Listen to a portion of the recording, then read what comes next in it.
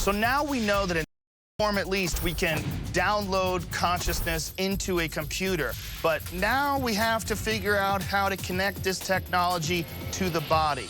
Well, I'm headed to Exobionics. It is a state-of-the-art laboratory when it comes to bionics, robotics, and artificial enhancement of human movement. Hey, Joe. How are you doing? Thanks for having me. Appreciate it. This is current state-of-the-art exoskeleton, correct? Yeah, it's part of a class of devices we call human exoskeletons, and it's basically a wearable robot. In the case of a paraplegic, it controls your limbs for you. Hello, Matt. How you doing? So you're super familiar with this, right? Yes. How long have you been in a wheelchair? Almost 6 years now. How much of a relief is something like this? It must be pretty incredible. When I found out about it, I didn't believe it. It's got to be super exciting for you. Oh, yeah, it's getting better and better. It's going to get smaller and lighter and faster. How long does it take you to put this on? 5 minutes. Can we do this? Yeah. Okay, let's do it.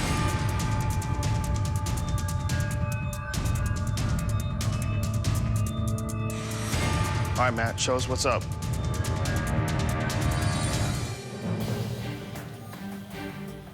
I completely feel like we're in a movie right now. Like this is a science fiction movie. The ability to give someone who doesn't have use of their legs full motion and move just like a normal person can. How incredible this technology is now and is going to be in the future. It's incredible stuff. Okay, Nate, so this is the load-bearing exoskeleton? That's right. This is an exoskeleton designed for the U.S. military, and the idea is to be able to carry really heavy loads without injuring your back. It takes whatever load I put up here, and it distributes it down through the legs to the ground.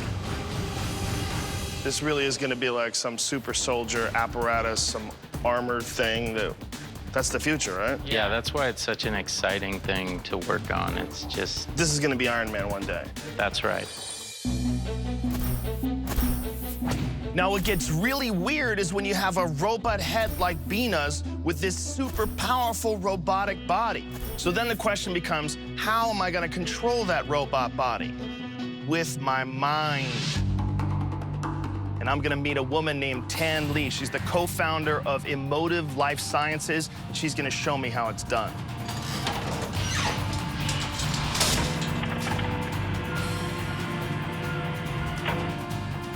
How did all this technology come about? EEG has existed since the 1930s, right? This ability for us to observe brainwaves. And what we wanted to do was to make it more accessible so that really anybody, someone who wants to create art or control an electric wheelchair or a computer game, they can have access to the technology and then integrate it with whatever it is that they want. Okay, so you put it on your head and you can control things with it. Yes. What we're going to do is see if you can lift the helicopter with your thought command.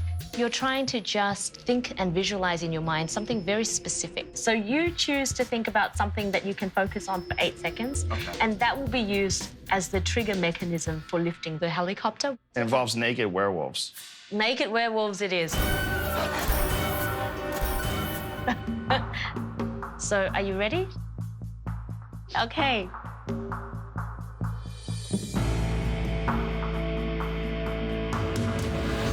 Coming up. By the 2030s, this will be the size of a blood cell. That's amazing. We'll have millions of little computerized devices in our brains. And later. We already live in a simulation. So what does that mean? It means the real world outside doesn't really exist.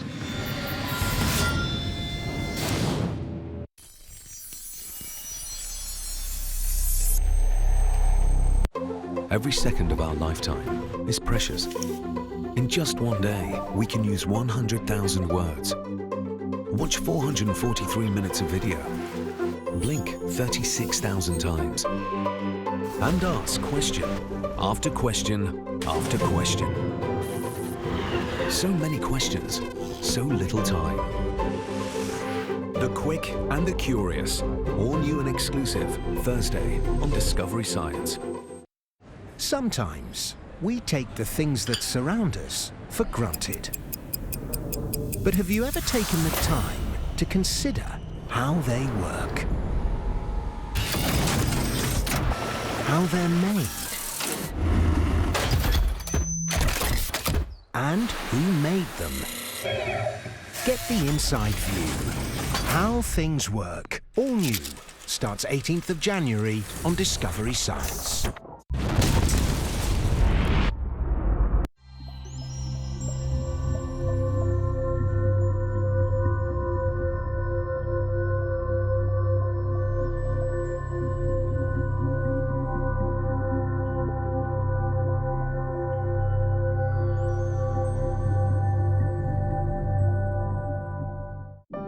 We humans, things of stardust that dare and dream, have never stopped to question. Our tenacity rewards us with the inconceivable. Our failures with the knowledge to go on. Discovery Science presents a month of programs celebrating human achievement. Innovation Month, from Monday to Friday on Discovery Science. They are the go-getters. Do it to show the world. The problem solvers. The never give uppers. Only death is the only thing that's going to stand in the way. The speed chasers. The solar surfers. Stay tuned because this is just going to get better and better. Ignition. The astrophysicists. And the planet savers. We know we are going to change the world. They are game changers inventing the world. All new and exclusive Thursday on Discovery Science.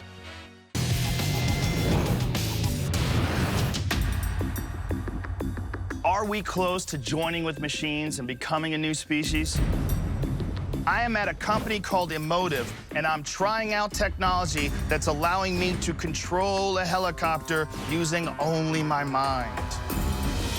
So you choose to think about something that you can focus on for 8 seconds, and that will be used as the trigger mechanism for lifting the helicopter. It involves naked werewolves. So are you ready? Ready, go.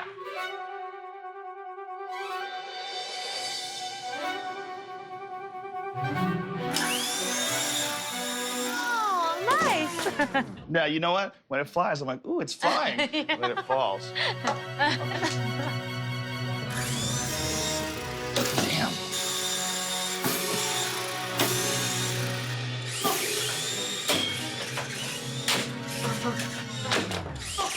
Damn, I'm stupid. Okay, I'm gonna not look at it now.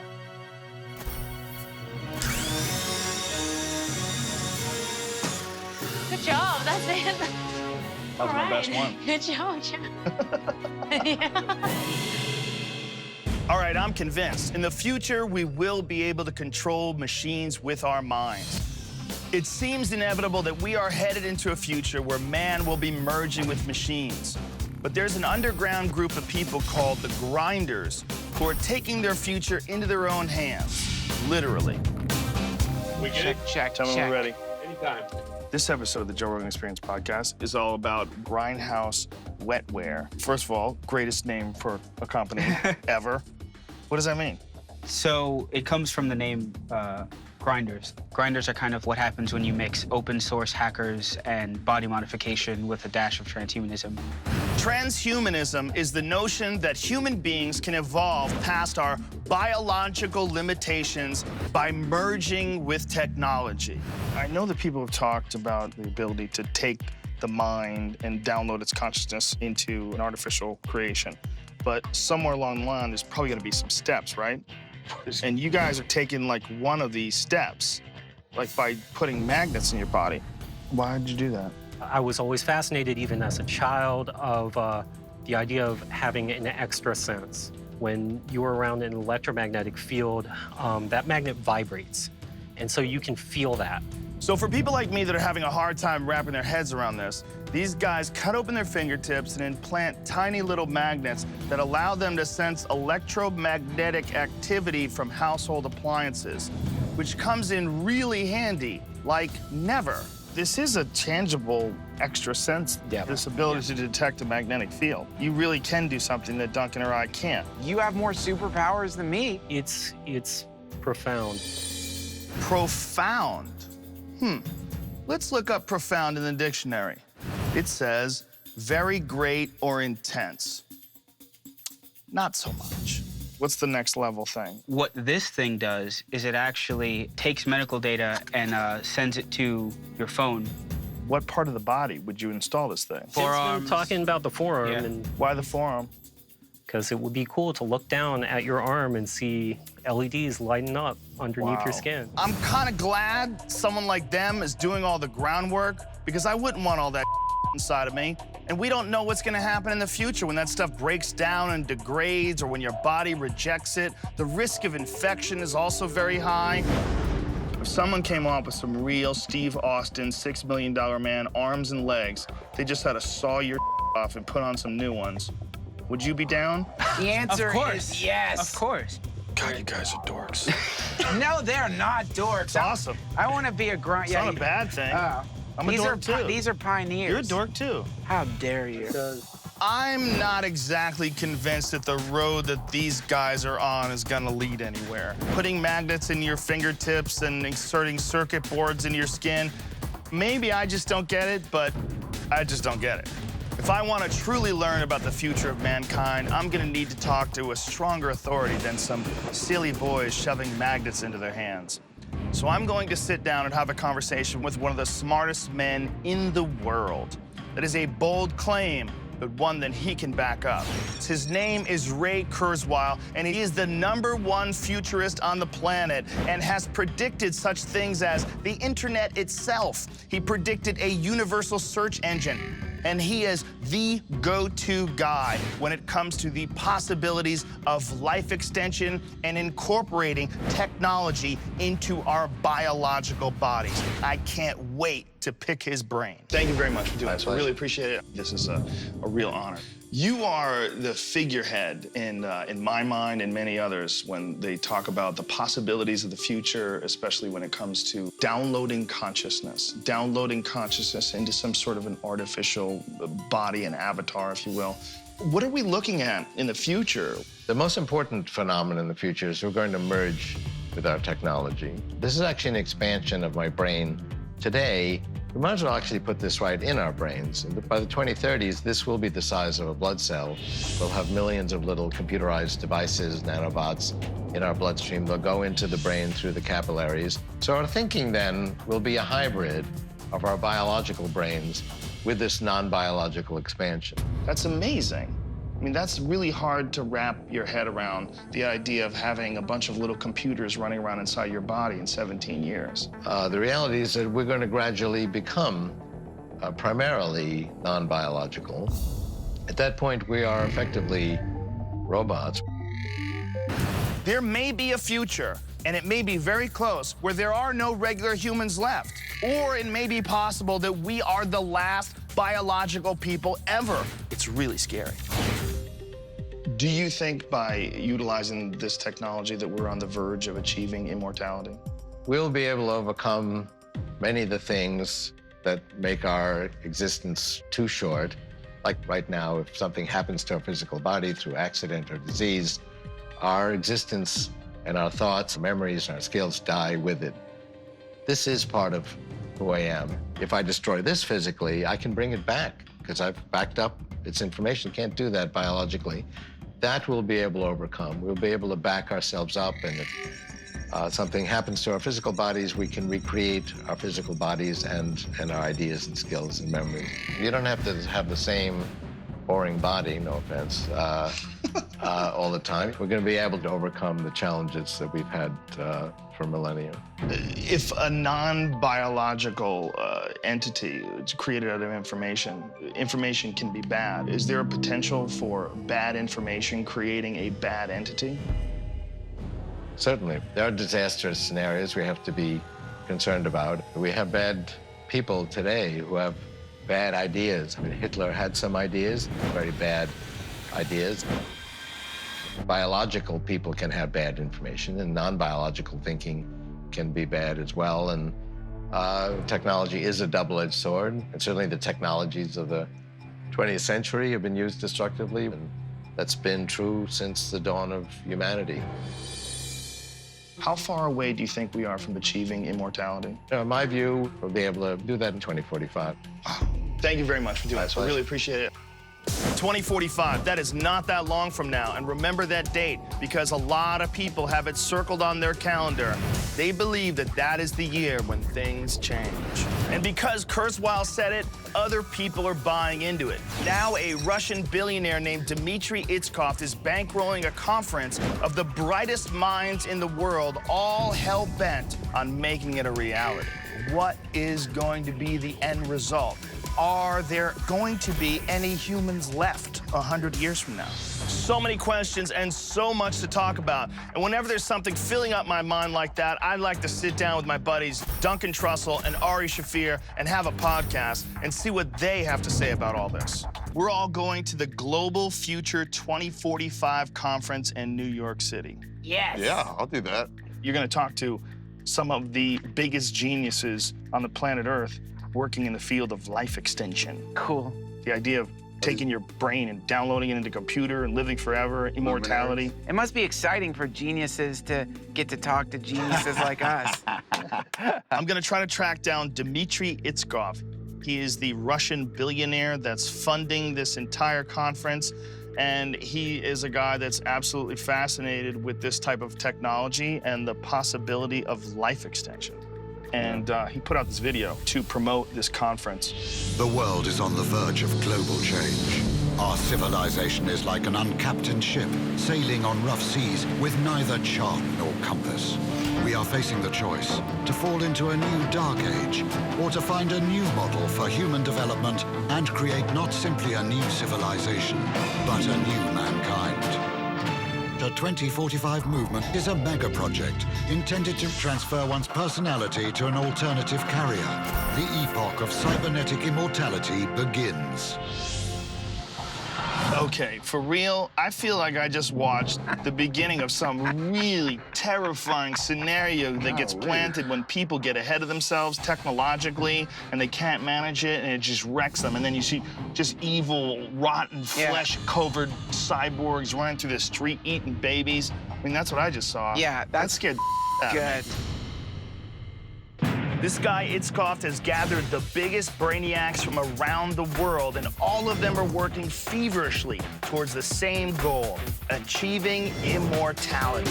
Okay. This is the pass. This is the pass to the conference. Okay. The first sentence on the pass to this conference is, cyborgs or artificial intelligence would not cause a civilization catastrophe. Why do they say that? Why is it up front? If you're going to, like, a convention of beauticians, you don't have to say that, because it's safe.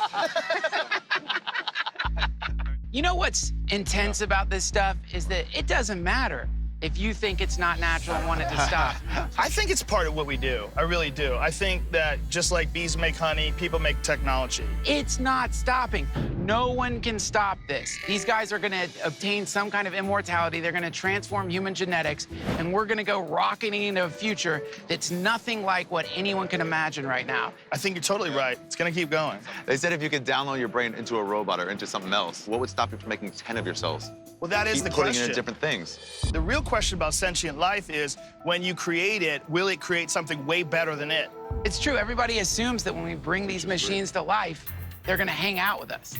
I read an article that said a possibility is they just build a spaceship and fly away. Yeah, they'd be like, you bitches are crazy. Yes. All this stuff is so incredibly fascinating. I'm gonna go look for Dmitry Itskov while Duncan and Ari try to sit down with these genius scientists and figure out what the hell they're talking about. So what we're talking about here is some form of digital immortality. You don't necessarily need to die when your biological brain would expire. If you can build parts of the brain, you can replace parts or entire brains, it means that you don't need to suffer from trauma or disease that gives you Alzheimer's. What you're talking about is essentially creating consciousness with technology, the promise of immortality for human beings. It seems like we should be rushing. I've got 20 years, maybe. So, you know, there's a lot to think through there. Yes. I would have my brain put into the scanner machine of the future. All of the connections between neurons are mapped out, put into a computer simulation that is in control of a robotic body. And then they flip the switch. But if you do this and wake up in a robot body, what do you expect to be? If everything was done correctly, it would open its eyes. It would be conscious. It would have my memories. It would have the same feelings and recognition of who it was that I do. Well, that's you. In my definition, that makes it me. Yeah. I finally got a chance to sit down with the mastermind behind this conference, Russian billionaire entrepreneur Dmitry Itskov. Dmitry, you state now how much time you're going to give to them. I really don't have much time. 10 minutes, 10 minutes. Can we try it? Let's do 15. 15. Thank you for doing this. Appreciate it. Thank you. It's not a comfortable chair. What was your motivation for putting together this conference, and do you feel like it met your goals? The motivation to bring all those people here in New York was to show the necessity of the 2045 initiative, to the whole world. It's not a sci-fi movie. It's the reality we are facing. We are facing multiple crises, and we are responsible for those crises. I'm trying not only just to create the technology, but try to create a new environment, to create new culture. We shouldn't stay, on this position, because this lack of development already led us to a series of crises. How much can you add before you're not a person anymore? And where does, in fact, the consciousness lie? Some scientists say that consciousness is just the computational process in your brain. We can just create the technology which will allow us to transfer our consciousness to the new body. I saw your closing speech. In this future, people will be young, beautiful. They won't suffer from illnesses and diseases. You said the goal is to transform humans to godlike humans, and that you're looking forward to that transformation.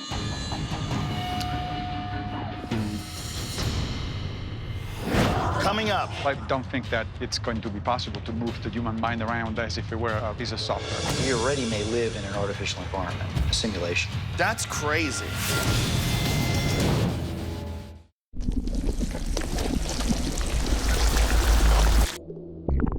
They are the go-getters. Do it to show the world. The problem solvers. The never-give-uppers. Only death is the only thing that's going to stand in the way. The speed chasers. The solar surfers. Stay tuned, because this is just going to get better and better. Ignition. The astrophysicists. And the planet savers. We know we are going to change the world. They are game changers, inventing the world. All new and exclusive, Thursday on Discovery Science. Sometimes we take the things that surround us for granted.